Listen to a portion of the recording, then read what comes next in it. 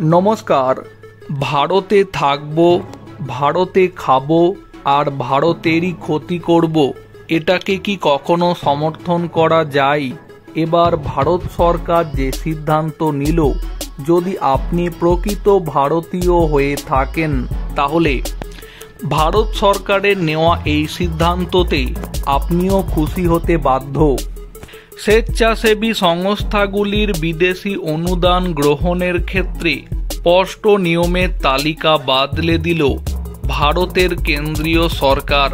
সম্প্রতি বেশ কিছু স্বেচ্ছাসেবী সংস্থার বিদেশি অনুদান গ্রহণে নিষেধাজ্ঞা জারি করা হয় সরকারের তরফে। এই বিষয়ে সুস্পষ্ট কারণ জানা যাচ্ছিল না, যা নিয়ে বাড়ছিল বিভ্রান্তি।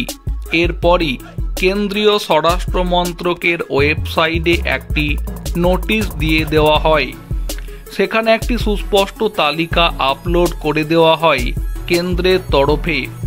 কি কারণে বাতিল হতে পারে এনজিওর বিদেশি অনুদান তা জানিয়ে দেওয়া হয়েছে এই নোটিশে। এনজিওর বিদেশি অনুদান গ্রহণের ক্ষেত্রে নিয়মের আরও কড়াকড়ি করা হয়েছে। সোমবার কেন্দ্রের তরফে স্বরাষ্ট্র মন্ত্রকের ওয়েবসাইটে আপলোড করা হয়েছে একটি নোটিশ।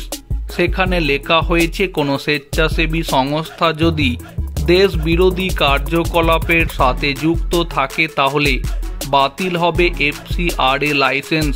এছাড়াও সংস্থার বিরুদ্ধে যদি ধর্মান্তকরণ কিংবা জঙ্গি গোষ্ঠীগুলি যোগ থেকে থাকে তাহলেও সংস্থার FCRA লাইসেন্স বাতিল করা হবে।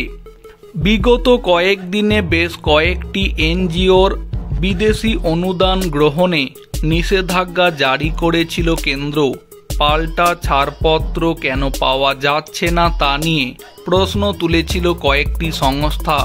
এরপরই স্বরাষ্ট্র মন্ত্রকের ওয়েবসাইটে প্রকাশ করা হয় তালিকা।